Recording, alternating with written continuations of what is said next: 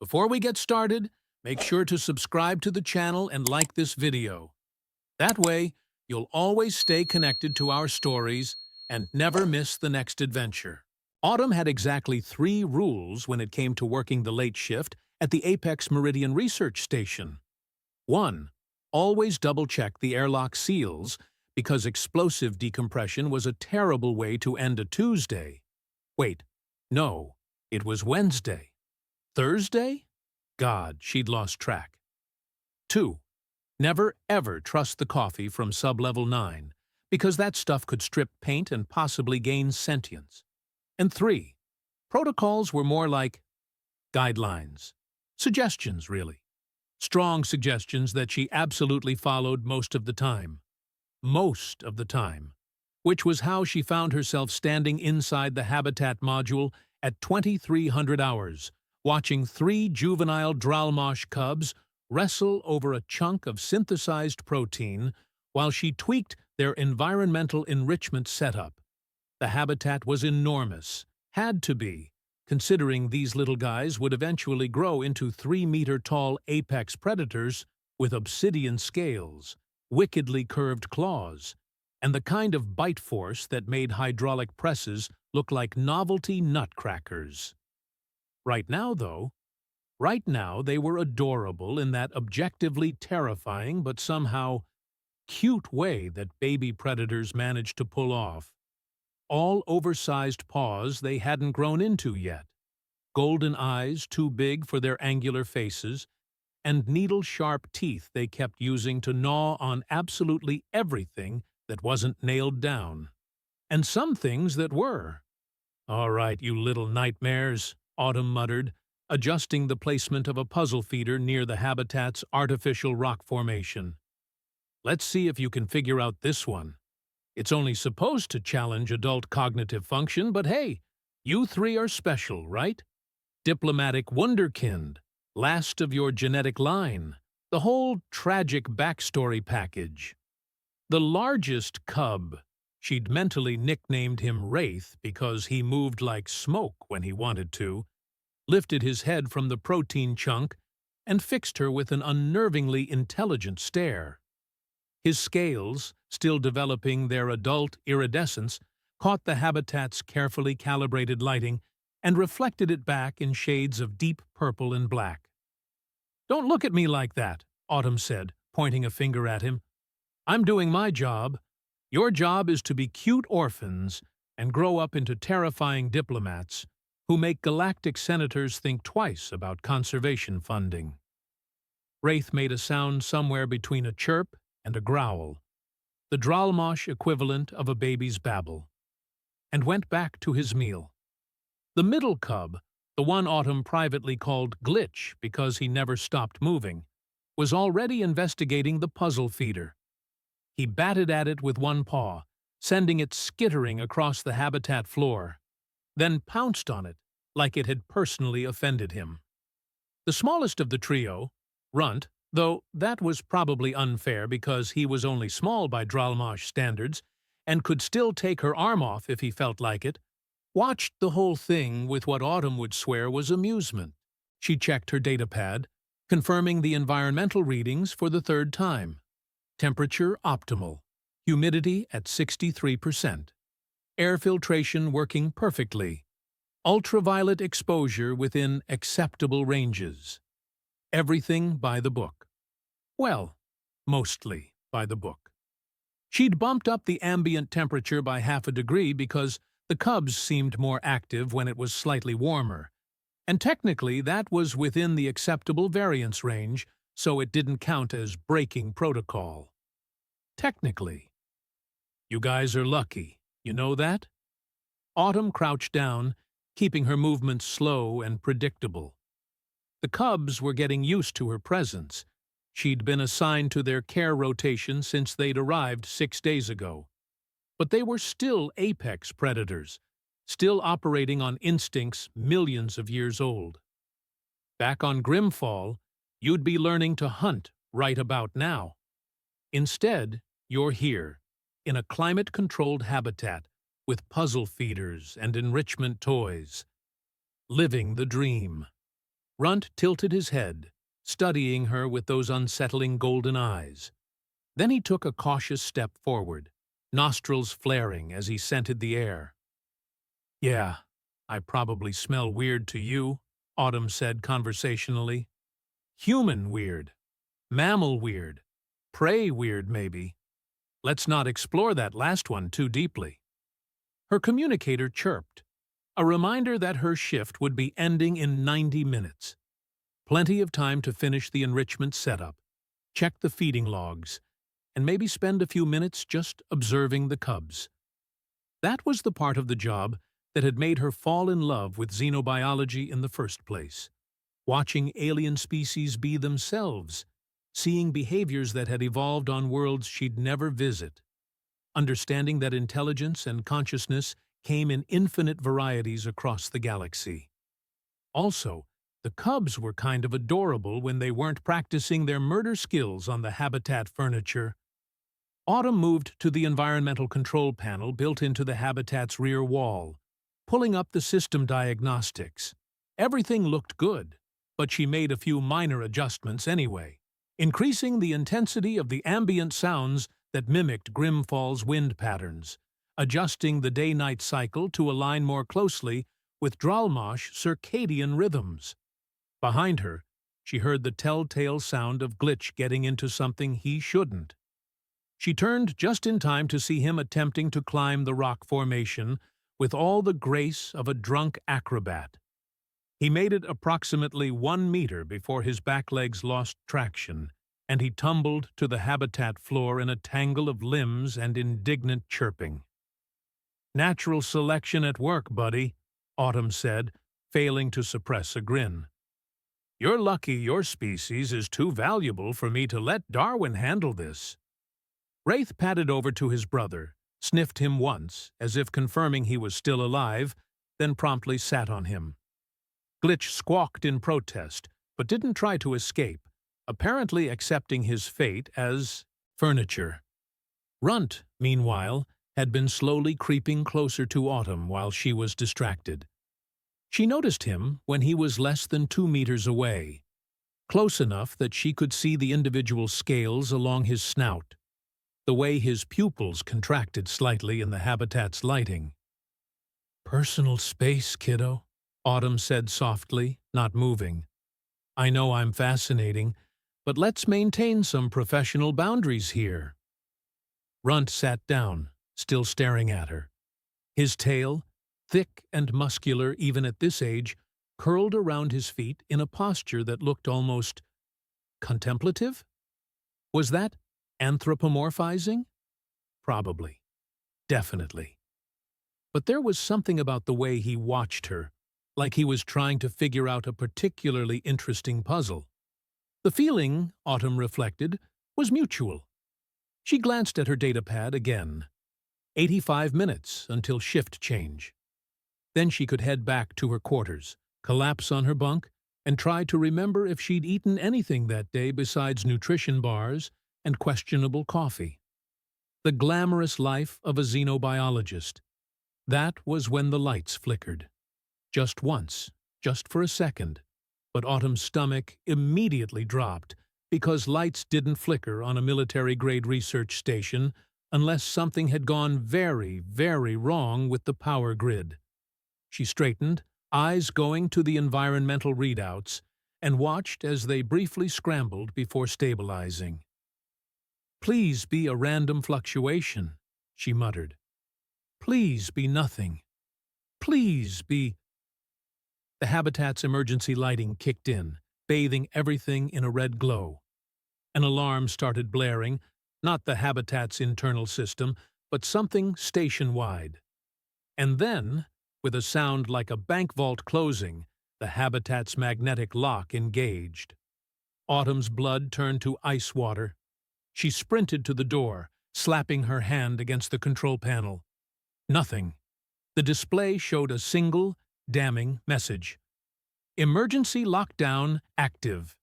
Override authorization required." "No," Autumn said, pressing her palm against the panel again. "No, no, no! Come on, you piece of—" The lights steadied, The alarm cut off, and for a moment, Autumn thought, maybe, possibly, everything would be fine. Then her communicator died, just went completely dark in her hand, the screen black, no power at all. She pressed the emergency release on the door. Nothing happened. She tried the manual override.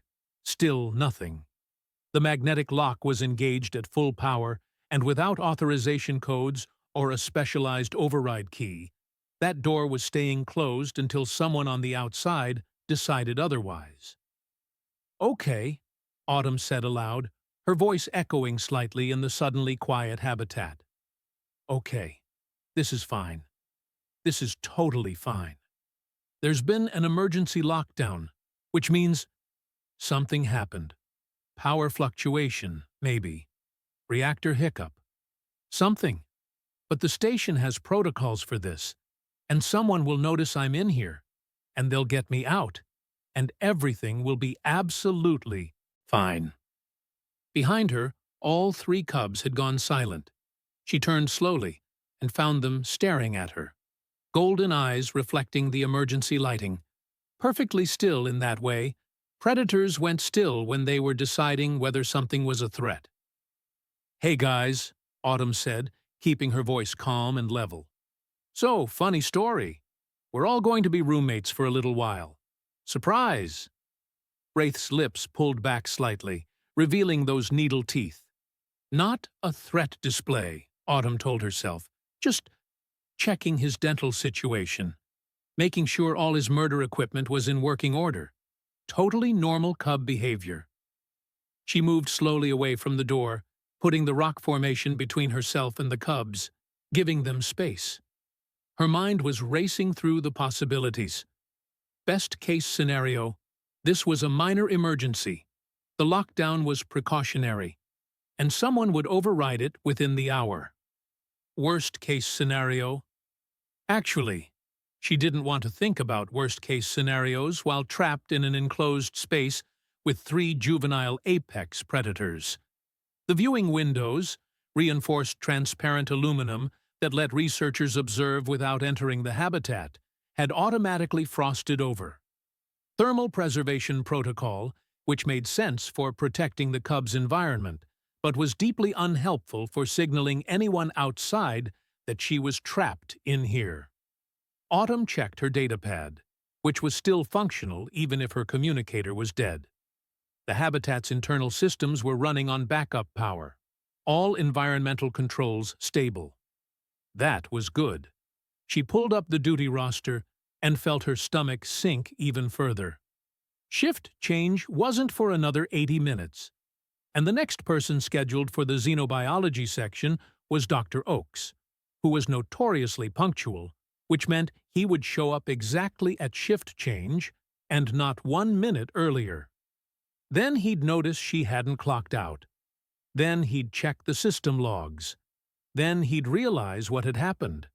So she was looking at minimum 2 hours, possibly 3, depending on how long it took to get authorization to override the lockdown. 2 to 3 hours. Trapped in a habitat with 3 Dralmash cubs who were starting to realize that something unusual was happening. "I've had worse nights," Autumn lied to herself. That time on the research vessel with the Vren colony beetles, or the incident with the bioluminescent slime mold. Or, okay, no, this might actually be worse. Glitch had extricated himself from beneath Wraith and was now staring at the frosted windows, head tilted in confusion. Runt was still watching Autumn, his attention unwavering. Wraith had moved to a position that gave him clear sightlines to both the door and to Autumn herself. Strategic, protective, the behavior of a cub who already understood his role as guardian. The narrator in Autumn's head, the one that had gotten her through numerous terrible situations with her sanity mostly intact, spoke up with dry amusement. So here's Autumn, 28 years old, 3 advanced degrees in xenobiology, holder of 2 commendations for scientific excellence, now locked in a box with baby murder machines. Her mother would be so proud. Right, Autumn said, more to herself than to the cubs. So, ground rules. Rule 1, everybody stays calm. Rule 2, nobody eats anybody. Rule 3, she trailed off, because honestly, those were the only 2 rules that mattered right now. The cubs were definitely more alert now, picking up on her tension, or maybe just confused by the changes. The emergency lighting, the locked door, the strange behavior of the human who usually moved with confidence. Autumn forced herself to take a slow breath, to project calm even though her heart was hammering against her ribs. She'd trained for this. Not specifically for being locked in with predator cubs, but for managing unexpected situations with potentially dangerous xenofauna. The key was understanding behavior, reading signals, staying calm. Not panicking. Definitely not panicking. Okay, you 3, Autumn said, slowly lowering herself to sit cross-legged on the habitat floor. Non-threatening posture, making herself smaller, showing she wasn't a danger. Here's the deal. We're stuck together for a while. I'd really appreciate it if nobody decided to practice their hunting skills on the squishy human. And in exchange, I promise to be the most boring, non-prey-like presence you've ever experienced. Wraith made that chirp growl sound again. Glitch was investigating the frosted window, pawing at it experimentally. Runt, still watching Autumn, took a single step closer. I mean it about the personal space thing, Autumn said. I know I'm fascinating, but let's maintain... The habitat's air filtration system kicked into a higher cycle, the sudden sound making all 3 cubs jump. Glitch scrambled away from the window and crashed directly into the puzzle feeder, which clattered loudly across the floor. This startled Wraith, who leaped sideways onto the rock formation, and somehow this entire chain reaction ended with Runt bolting directly toward Autumn. She froze. Every instinct screamed at her to move, to scramble away, but she knew predators chased things that ran. So she stayed perfectly still as Runt skidded to a halt less than a meter away, all 4 legs splayed, eyes wide. For a long moment, they stared at each other. Autumn could see her reflection in those golden eyes, could see the rapid rise and fall of Runt's chest as he panted from the sudden excitement. Hey, Autumn said softly. It's okay. Just the air system. Nothing scary. Runt's ears, small, almost vestigial on Dralmosh, twitched. He took a cautious step forward. Then another. Close enough now that Autumn could smell him. Musk and something sharp, alien, like ozone and unfamiliar minerals. She slowly extended one hand, palm down, letting him investigate if he wanted to. Her xenobiology professor would have thrown a fit. But her xenobiology professor wasn't locked in here, was he? Runt sniffed her hand carefully, his breath warm against her skin. Then he did something Autumn absolutely did not expect. He bumped his snout against her palm, the Dralmosh equivalent of a nuzzle, a gesture that meant comfort-seeking, that meant trust. Well, Autumn whispered, barely daring to breathe. Okay then. And somewhere in her head, that narrator voice returned, this is either going to be the most beautiful interspecies bonding moment in research history, or the stupidest decision ever made by someone with a functional frontal lobe. Place your bets, folks. Autumn was really hoping for the former. She had a feeling it was going to be a very long night. The first hour passed with Autumn barely moving, her legs going numb beneath her while Runt investigated every centimeter of her outstretched hand like it was the most fascinating thing in the universe, which, from his perspective, it probably was. Humans weren't exactly common on Grimfall, and these cubs had been orphaned before they could learn much about the wider galaxy. Orphaned. Right, because their parents had been visiting dignitaries, killed by poachers who wanted their scales for the black market. These three weren't just random cubs. They were the last of a specific genetic line, a bloodline that traced back to one of Grimfall's oldest clan structures. They were, essentially, royalty. Royalty that was currently drooling on her sleeve. "You're getting my jumpsuit wet," Autumn informed Runt, who responded by pressing his snout more firmly against her arm. "That's not going to dry easy in this humidity, you know." Across the habitat, Wraith had claimed the highest point on the rock formation, settling into a position that let him monitor everything. Guardian instincts already kicking in, even at this age. Glitch had discovered that the puzzle feeder made interesting noises when knocked around and was currently conducting what could generously be called experiments, and more accurately be called property destruction. Autumn's datapad sat beside her, displaying the time, 0130 hours. Still another hour minimum before anyone noticed she was missing. The habitat's environmental systems hummed steadily. Backup power holding. But she could feel the subtle drop in temperature as the heating elements conserved energy. The cubs could handle it. Dralmosh were adapted for temperature swings. Autumn, in her standard-issue jumpsuit, was going to get cold eventually. "Guess we're having a slumber party," she muttered. "Anyone bring snacks? No?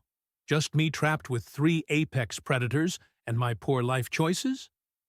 Runt finally pulled back from investigating her hand and made a sound Autumn had never heard before, something between a trill and a chirp, higher pitched than the usual vocalizations. His golden eyes met hers, head tilted.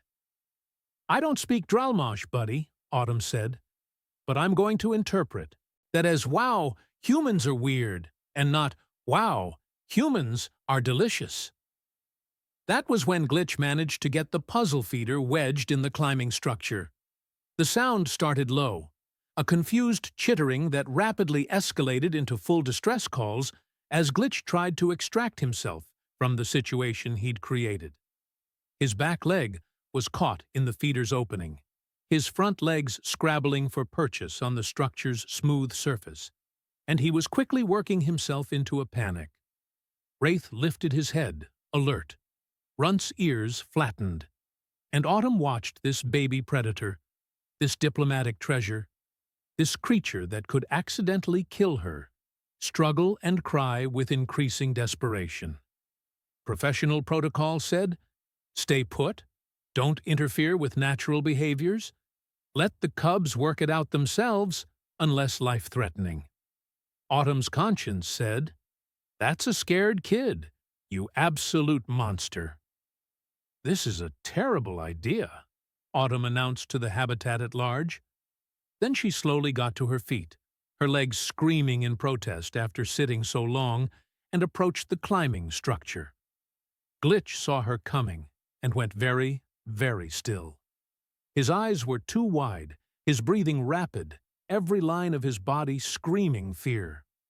Not of being stuck, of the approaching human, the unknown variable, the thing that might hurt him when he couldn't run. "Easy," Autumn said, keeping her voice low and steady. "I'm going to help, okay? Just stay still. Stop squirming. Let me figure this out." She knelt beside the structure, assessing the situation. Glitch's leg was wedged but not injured, the puzzle feeder's opening just slightly too small for his growing limbs. She'd need to manipulate the feeder's panels to widen the gap. Autumn reached out slowly, telegraphing her movements, giving Glitch every chance to understand she wasn't a threat. Her fingers found the feeder's release mechanism. Thank God for universal design principles, and she pressed, felt it give. Glitch thrashed once, and one of his claws caught her forearm, tearing through the jumpsuit sleeve and leaving a burning line across her skin. Autumn hissed in pain, but didn't pull back, didn't let go, just kept working the mechanism until the opening widened enough for Glitch to yank his leg free. He scrambled away immediately, putting distance between himself and both the structure and Autumn, his sides heaving. The distress calls had stopped, replaced by small, hiccuping sounds that were probably the Dralmosh equivalent of crying. Autumn sat back, cradling her bleeding arm. "You're welcome, you little menace." Wraith had descended from his perch and was now approaching Glitch, sniffing him carefully, checking for injuries. Runt appeared at Autumn's elbow, staring at her wounded arm with what looked like concern. "It's fine," Autumn told him. "Superficial. I've had worse from lab equipment. You should see what a Vren colony beetle can do when it's angry." She pulled the first aid kit from her utility belt, standard issue for anyone working with xenofauna, and quickly cleaned and sealed the wound. It wasn't deep, just painful. Glitch's claws were still developing, not yet the razor-sharp weapons they'd become. When she looked up again, all three cubs were staring at her. "What?" Autumn said. "What's that look? Is that the, 'wow, humans are stupid' look? Because, yeah, I'm aware." Glitch took a tentative step toward her, then another. He was still trembling slightly, but he crossed the distance until he was close enough to press his snout against her uninjured arm. The same gesture Runt had made earlier. Trust. Comfort-seeking. "Oh, come on," Autumn said, but she was smiling despite herself. "You can't just wound me and then act cute. That's not how this works." Glitch made a small sound, almost apologetic. And Wraith, careful, cautious Wraith, descended fully from the rock formation and padded over to join his brothers, forming a loose semicircle around the strange human, who apparently didn't have enough survival instinct to leave well enough alone. The narrator voice in Autumn's head observed dryly, "So that's how you accidentally become a babysitter to 3 alien apex predators. Step 1. Ignore all reasonable protocols. Step 2. Develop a hero complex. Step 3. Bleed on them a little. Congratulations, you've been adopted." "This is temporary," Autumn told the cubs firmly. "When that door opens, I'm going back to my normal life, and you 3 are going back to being terrifying diplomatic assets. This doesn't mean anything." Runt flopped down beside her, resting his head on her leg. "Okay, it means a little something," Autumn admitted. The habitat's lights cycled down slightly, simulated nighttime approaching. The cubs, now that the excitement had passed, were showing signs of exhaustion.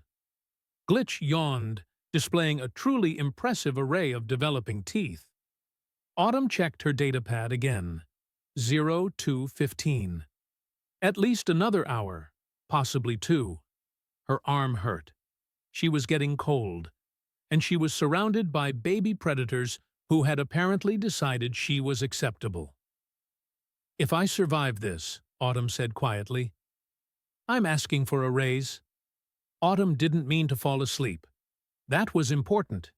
That was going to be a critical detail in whatever incident report ended up getting filed, assuming she survived to file one. She had absolutely, definitely, 100% not intended to lose consciousness while trapped in an enclosed space with 3 juvenile apex predators who could, theoretically, decide she looked tasty. But adrenaline could only carry someone so far, and she'd been running on caffeine and spite for the better part of 18 hours before the lockdown even happened. The habitat's temperature had stabilized at something comfortable for the cubs, but just slightly too cool for humans. The emergency lighting had finally cycled down to a dim amber that was easy on the eyes.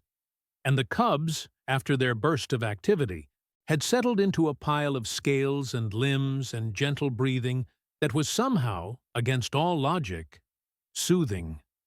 Runt was still pressed against her side. Glitch had curled up near her feet, occasionally twitching in whatever dreams baby predators had, and Wraith, careful, watchful Wraith, had positioned himself as a living barrier between Autumn and the door, his larger bulk radiating warmth. She'd just closed her eyes for a moment. Just to rest them, just for a second. That was 3 hours ago. Dr. Finnegan Oakes arrived at the xenobiology section at precisely 0600 hours, carrying a travel mug of coffee that was still steaming and a datapad loaded with the day's research agenda. He was a man of routines, of protocols, of doing things exactly by the book because the book existed for good reasons, and those reasons usually involved preventing disaster. So when he checked the duty logs and found that Autumn hadn't clocked out from the previous shift, his first emotion was irritation. His second was concern. His third, when he checked her tracker and saw where she was something approaching horror. "Oh no," Finnegan said aloud to the empty corridor. "Oh no, no, no." He pulled up the system logs on his datapad, fingers moving with increasing urgency, and found the timestamp for the emergency lockdown, 2318 hours, which meant Autumn had been in that habitat for nearly 9 hours. 9 hours, with the Dralmosh cubs, alone, locked in. Finnegan started running. He made it approximately 30 meters before his communicator lit up with an incoming priority alert from Tango, the station's security chief. He answered while still moving, his coffee forgotten and abandoned on a corridor bench. "Tell me you've seen the overnight logs." Tango's voice crackled through the comm, sharp and professional and just slightly tinged with the kind of exhaustion that came from dealing with military bureaucracy at ungodly hours. "I'm heading to xenobiology now," Finnegan said, breathing hard. "Autumn's tracker shows she's still in the Dralmosh habitat. She's been locked in since the power fluctuation." There was a pause. Then, "The cubs?" "With her. Obviously with her. They live there. That's where we keep them." "I'm mobilizing a security team," Tango interrupted. "Don't do anything until we get there. Those cubs are worth more than this entire station, politically speaking, and if something's happened—" "Nothing's happened," Finnegan said, trying to convince himself as much as Tango. "She's probably fine. She's trained for this. She's got more xenobiology certifications than anyone in this sector. She's locked in a box with 3 baby killing machines for 9 hours, Tango finished. "I'm 2 minutes out. Sit tight." The comm went dead. Finnegan reached the xenobiology section 90 seconds later, his heart hammering, his mind racing through every worst-case scenario. The Dralmosh cubs were orphans, yes, but they were still apex predators, still operating on millions of years of evolved hunting instinct, still capable of incredible damage even at their current size. And they were the last of their genetic line, diplomatic treasures.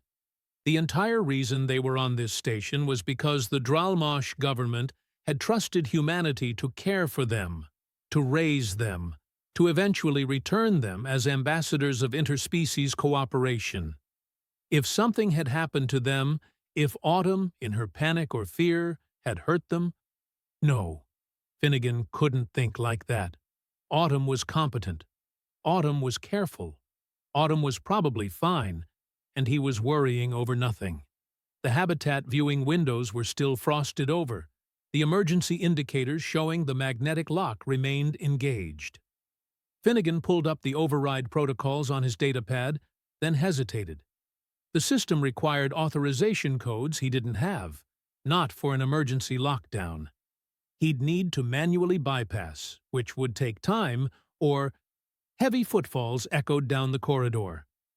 Finnegan turned to see Tango approaching with a 4-person security team, all of them armed with non-lethal restraint weapons, which made sense, given what they might be walking into, but still sent Finnegan's anxiety spiraling higher. "Status?" Tango demanded. She was a tall woman, broad-shouldered, with cybernetic enhancements that traced silver lines up her left arm and the side of her neck.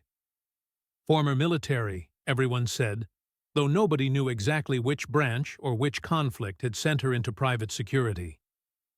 "Still locked," still showing life signs inside, Finnegan said, checking his datapad. I can start the manual bypass, but it'll take— How long has she been in there? A new voice asked, and Finnegan felt his stomach drop through the floor. Because that voice belonged to Morlin, and Morlin was the commander of the elite Guardian unit, and Morlin was a full-grown Dralmosh warrior who stood just over 3 meters tall and looked like he'd been carved from obsidian and violence. Behind him, 5 more Dralmosh warriors emerged from the corridor junction, all of them in ceremonial armor, all of them radiating the kind of lethal competence that made Finnegan's hindbrain scream about predators.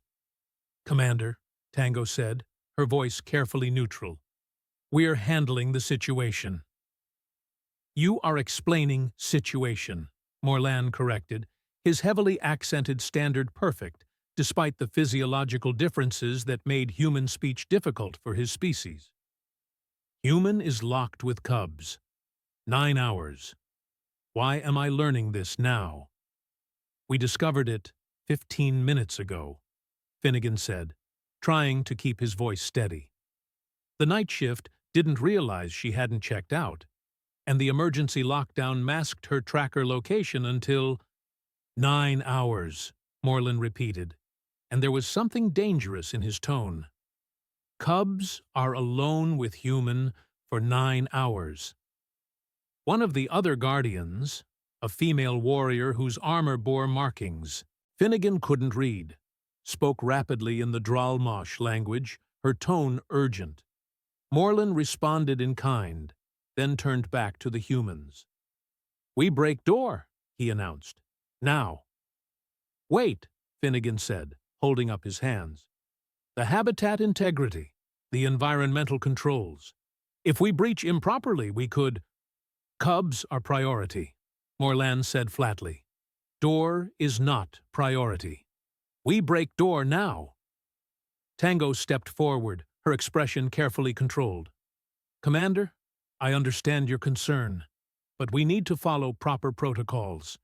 Give me 20 minutes to manually bypass the lock and— Morlin pulled a plasma cutter from his equipment harness. Oh, hell, one of the security team members muttered. Commander, please, Finnegan tried again, his mind racing through the cost calculations of replacing a reinforced habitat door, the potential damage to the environmental systems, the diplomatic nightmare if the Dralmosh government thought humanity couldn't even keep their cubs safe for one night. If you'll just— The plasma cutter activated with a sound like tearing metal and contained lightning. Morlan stepped forward, and Tango grabbed Finnegan's arm, pulling him back as the Dralmosh warrior applied the cutter to the door's locking mechanism. This is a disaster, Finnegan said weakly. This is a complete disaster. We're going to have to file so many reports. The diplomatic corps is going to lose their minds. Shut up and let him work, Tango said, not unkindly. The magnetic lock resisted for approximately 45 seconds before the plasma cutter sheared through its core housing. Warning alarms started blaring, property damage alerts, environmental breach warnings, about 6 different safety protocols simultaneously having breakdowns. Morlan deactivated the cutter and physically grabbed the door, his claws finding purchase in the reinforced metal.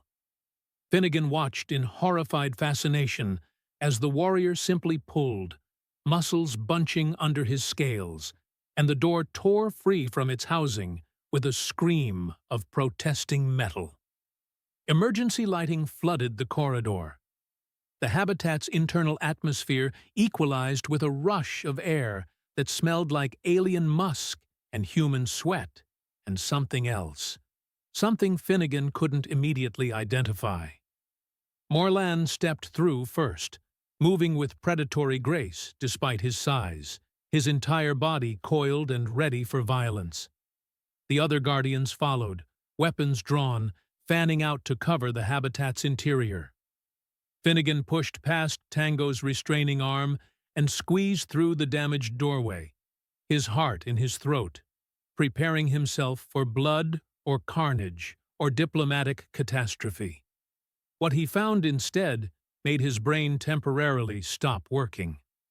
Autumn was sitting cross-legged on the habitat floor, her jumpsuit torn and stained, her hair a mess, one arm showing a sealed cut. She had a habitat enrichment toy in her hands, a simple light projection device, and was slowly moving the dot of light across the floor in a figure-8 pattern. All 3 Dralmash cubs were intently focused on the light, their bodies low, tails swishing, eyes tracking the movement with predatory precision. As Finnegan watched, Glitch pounced on the light, realized he'd caught nothing, and made a sound of confusion that was almost comical. Autumn looked up at the sudden intrusion, and her expression cycled through surprise, relief, and then something that might have been embarrassment. "Oh," she said. "Hey, you guys are early." Morlan stood frozen in the entrance, his weapon still raised, his entire posture radiating confusion. Glitch noticed the new arrivals and immediately abandoned the light game, trotting over to Morlan with his tail raised in what was unmistakably a happy greeting. He chirped, a sound of joy, of recognition, and bumped his snout against Morlan's leg. Nobody moved, nobody spoke. The only sound was the habitat's environmental systems and Runt making a small noise of disappointment that the light game had stopped. Tango, from somewhere behind Finnegan, said what everyone was thinking. What the actual hell? The silence stretched for what felt like an eternity, broken only by Glitch making increasingly insistent chirping sounds as he attempted to climb Morlan's leg armor. The massive warrior, who had presumably prepared himself for some kind of emergency rescue, or possibly a crime scene, just stood there like his entire operational framework had crashed. Autumn slowly set down the light toy and got to her feet, wincing as her joints protested. "So, funny story." "You are alive," Morlan said, his voice flat with disbelief. "Yeah, I noticed that too," Autumn replied. "Really working out well for me so far." "The cubs," one of the other guardians started. "Are fine," Autumn interrupted, gesturing to where Wraith and Runt were now investigating the security team with curious golden eyes. "They're healthy, they're fed, they're probably confused about why their habitat suddenly has a giant hole in it, but otherwise, perfectly normal." Finnegan finally found his voice. "You've been locked in here for 9 hours. 9.5, actually," Autumn corrected, checking her data pad. "Not that I was counting or anything." "Well, okay, I was definitely counting, but in a totally calm and professional way, not a slowly losing my mind way." Tango pushed past Finnegan, her cybernetic eye whirring as it scanned the habitat, probably checking for threats or damage or signs of struggle. "You're injured." Autumn glanced at her sealed arm. "Superficial. Glitch got his leg stuck in the puzzle feeder. I helped him out. He panicked and caught me with a claw. Totally my fault for getting that close." "You helped him?" Morlan repeated slowly, like he was testing the words to see if they made sense. "Well, yeah," Autumn said. "He was stuck. What was I supposed to do? Just leave him there crying?" One of the female guardians made a sound that might have been a laugh or might have been something else entirely. She spoke rapidly to Morlan in their language, gesturing to the cubs, who were now thoroughly distracted by all the new arrivals and showing absolutely zero signs of stress or aggression. Morlan responded, his tone sharp, but the female guardian just gestured more emphatically at Autumn, then at the cubs, then back at Autumn. "What's she saying?" Autumn asked. "She says you are either incredibly stupid or incredibly brave," Morlan translated, his eyes never leaving Autumn. "She has not decided which." "Can it be both?" Autumn offered. I feel like it's both. Finnegan was doing a slow circuit of the habitat, his data pad out, checking environmental readings and structural integrity, and probably adding up the cost of the destroyed door in his head. You should be traumatized, he said, not looking at Autumn. You should be terrified. You were trapped in an enclosed space with 3 apex predators for 9 hours. Oh, I was terrified, Autumn assured him. For the first 20 minutes, I was absolutely convinced I was going to die. Then I realized they were just scared cubs, and I was the weird thing in their space. And if I stayed calm, they'd probably stay calm, and... She trailed off, shrugging. It worked out. It worked out, Finnegan repeated, his voice climbing slightly. You broke approximately 15 safety protocols, you were injured, you could have been killed, and your assessment is that it worked out? Well, I'm alive and the cubs are fine, so yeah, Autumn said. I'd call that a win. Moreland crouched down, and Glitch immediately scrambled over to him, climbing onto the warrior's armored knee and chirping excitedly. The commander ran one clawed hand gently down the cub's spine, checking for injuries with a practiced touch that spoke of genuine care. They are healthy, he said quietly. More than healthy. They are... He paused, searching for words. They are content. Happy. This is first time since arriving that they show such behavior. They were stressed before? Autumn asked. Very stressed, the female guardian said, her standard heavily accented but clear. Would not eat properly, would not play. We try everything. Nothing works. They grieve for parents, we think. They do not trust.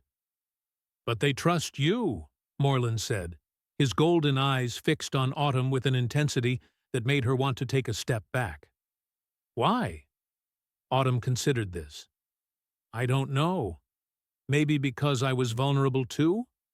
I mean, I was trapped just like they're kind of trapped here, away from their home. We were stuck together, and I wasn't trying to control them or manage them. I was just existing in their space, trying not to die, mostly, but also just being there. Runt had abandoned his investigation of the security team and padded back to Autumn, pressing against her leg in that now familiar gesture of comfort-seeking. She absently rested her hand on his head, her fingers finding the smooth scales along his skull ridge. One of the guardians took a sharp breath. What? Autumn asked, suddenly worried she'd done something wrong. That is trust gesture, Moreland said, and something in his voice had changed. Softened, maybe, or perhaps just shifted into a different kind of respect. Cubs do not give that easily. My people have saying, the young know hearts before minds do. It means cubs understand truth about people. They see what is hidden. They see I'm a disaster who makes terrible decisions, Autumn offered. They see you would protect them, Moreland corrected. Even when afraid. Even when it would be easier to be threat than guardian. This is... He paused again, clearly struggling with the translation. This is worth much to my people. Tango's communicator chirped, and she stepped aside to take the call, her voice low and urgent. Finnegan was still documenting everything, probably already composing the incident report in his head. The security team had relaxed somewhat, though they still looked deeply confused by the entire situation. The Dralmash government must be informed, one of the guardians said. Protocol requires... I know protocol, Moreland interrupted. He was still watching Autumn, his expression unreadable. This will be reported. All of it. Autumn felt her stomach drop. Right. The diplomatic implications. The fact that she'd been locked in with the equivalent of alien royalty and could have caused an interstellar incident. The fact that she'd definitely broken multiple safety regulations and probably ended her career in spectacular fashion. "I understand," she said quietly. "I'll submit my resignation as soon as—" "Resignation?" Moreland's tone was sharp. "Why?" "Because I broke protocol. I was locked in with the Cubs without authorization. I endangered valuable diplomatic assets." The female guardian made that sound again. Definitely a laugh this time. She said something in Dralmash that made the other guardians rumble with what sounded like agreement. "What did she say?" Autumn asked. Moreland's expression shifted into something that might have been amusement on a human face. "She says you are confused about which of you was in danger." Before Autumn could process that, Tango returned, her face carefully neutral in the way that meant something significant had just happened. "That was diplomatic communications. The Dralmash ambassador has been briefed on the situation." "And?" Finnegan asked, looking like he was preparing for the worst. "And she's amused," Tango said, her tone suggesting she couldn't quite believe what she was saying. "She says, and I quote, 'This is most human thing I have heard in years. Give the woman medal for surviving 9 hours with cubs and not going insane.'" "That's—" Autumn started. "That's good?" "That's not all," Tango continued. "You've been granted a ceremonial title, Clutch Friend. Apparently, it's a significant honor in Dralmash culture, given to those who show exceptional care for their young. It comes with diplomatic immunity on Dralmash worlds, automatic access to all conservation programs, and the ambassador's personal recommendation for continued work with the Cubs." The habitat went silent again. "I'm sorry, what?" Autumn said. "You're being assigned as primary caretaker," Finnegan said, reading something on his own datapad, his voice filled with disbelief. "Effective immediately. By order of the Dralmash Diplomatic Corps." Moreland straightened to his full height, and if Autumn wasn't mistaken, there was something like approval in his golden eyes. "We were wrong about humans," he said. "We thought you too soft for work with predators. Too gentle. Too—" he gestured vaguely. "Prey-like." "And now?" Autumn asked. "Now we think maybe humans are not soft. Maybe humans are just stupid enough to sleep with things that could eat them. And maybe—" He paused, watching as all 3 cubs gravitated back toward Autumn, forming a protective semicircle around her legs. "Maybe that is exactly what cubs need." Autumn looked down at Wraith, Glitch, and Runt, at 3 orphaned apex predators who had somehow decided that a sleep-deprived human with questionable judgment was worth trusting. Then she looked at the destroyed door, at the assembled warriors and security team, at Finnegan, who was definitely going to make her file 17 different reports about this. "So, I still have a job?" she asked. "You have job," Moreland confirmed. "Better job. Important job. Try not to get locked in again, yes?" "Yeah," Autumn said, feeling something like hysterical laughter building in her chest. "I'll do my best." Glitch chose that moment to attempt climbing her leg, his claws catching in her already ruined jumpsuit. She caught him before he could fall, settling him against her chest, and he immediately started purring, a deep, rumbling sound that she felt more than heard. "Somewhere," Tango muttered, holstering her weapon, a risk assessment coordinator, "just had an aneurysm." "Probably," Autumn agreed, gently stroking Glitch's scales while Runt and Wraith pressed closer, demanding equal attention. Definitely worth it, though. And if anyone asked her later, which they would, repeatedly, in multiple debriefings, she'd tell them the truth. Yes, it had been terrifying. Yes, she'd broken protocol. Yes, she'd absolutely made decisions that would make any reasonable person question her judgment.